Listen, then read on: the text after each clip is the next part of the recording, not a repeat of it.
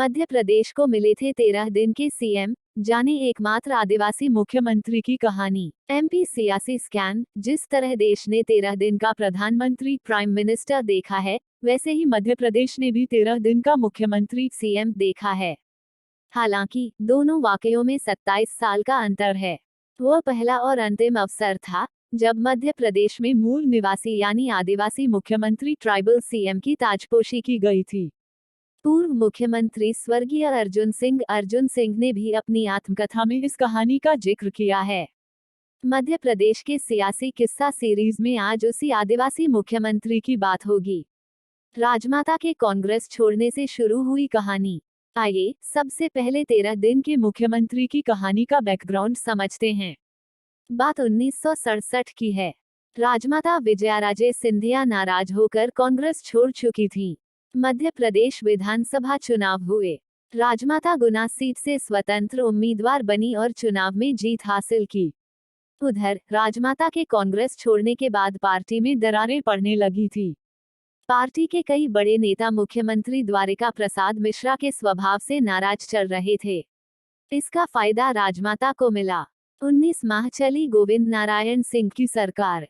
वरिष्ठ पत्रकार काशीनाथ शर्मा बताते हैं कि करीब 35 विधायक गोविंद नारायण सिंह के नेतृत्व में कांग्रेस से अलग हो गए और राजमाता के पास पहुंचे। राजमाता विजयाराजे सिंधिया ने देर न करते हुए कांग्रेस सरकार का तख्ता पलट कर दिया। रातों रात द्वारिका प्रसाद मिश्रा की सरकार गिर गई। उन्होंने 15% विधायकों का दल बदल करवाया और देश में पहली बार संयुक्त विधायक दल बनवा दिया। जनसंघ, प्रजा सोशलिस्ट पार्टी और कांग्रेस के दल बदलू विधायक एकजुट हो गए थे। राजमाता विजयाराजे सिंधिया को सीएम बनने का प्रस्ताव दिया गया, लेकिन उन्होंने अपनी जगह कांग्रेस के बागी गोविंद नारायण सिंह को मुख्यमंत्री की शपथ दिलाई। हालांकि गोविंद नारायण सिंह की संविदा सरकार महज 19 माह ही चल पाई। गोविंद नारायण सिंह ने आपसी मतभेदों के चलते 10 मार्च 1969 को इस्तीफा दे दिया। अब शुरू होती है असली कहानी।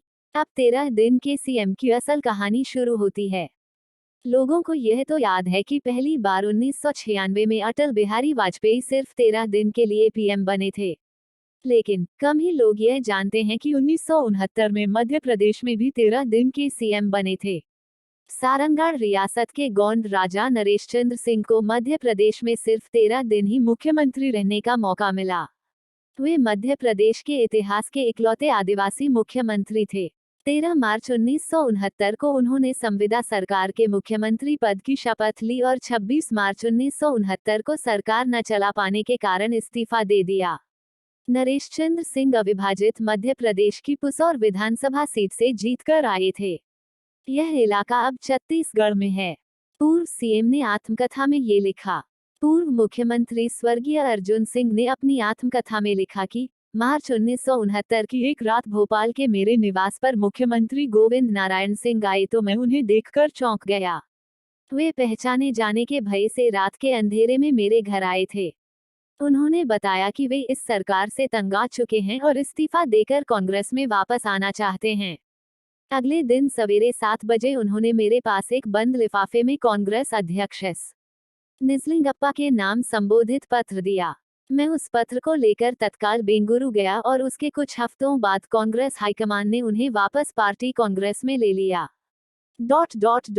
और श्यामचरण शुक्ल बने सीएम। इसके बाद गोविंद नारायण सिंह फिर से कांग्रेस विधायक दल के नेता बन गए और श्यामाचरण शुक्ल उपनेता बनाए गए। मार्च 1969 जाते जाते कांग्रेस की सरकार फिर से बनाने की मुहिम तेज हो गई थी। द्वारिका प्रसाद मिश्र स्वाभाविक उम्मीदवार थे, लेकिन उनके दुश्मन इतने अधिक थे कि विरोधी फिर से तीसरी बार उन्हें मुख्यमंत्री देखना नहीं चाहते थे। अंत में श्यामचरण शुक्ल को मुख्यमंत्री बनाया गया। राजनीतिक करियर। गोंड राजा नरेशचंद्र सिंह आजादी के बाद भारतीय राष्ट्रीय कांग्रेस में शामिल हो गए। उन्होंने 1951 में मध्य भारत की राज्य विधानसभा के लिए हुए पहले आम चुनाव में जीत हासिल की थी। उन्होंने 1951 और 1957 के विधानसभा चुनाव जीतकर सारंगढ़ विधानसभा क्षेत्र का प्रतिनिधित्व किया। नरेशचंद्र सिंह ने 1962 और 1967 का विधानसभा चुनाव पुसौर विधानसभा सीट से जीता। 1952 में मुख्यमंत्री पंडित रविशंकर शुक्ल के मंत्रिमंडल में उन्हें कैबिनेट मंत्री बनाया गया। उन्हें बिजली और लोक निर्माण विभागों का पोर्टफोलियो दिया गया था।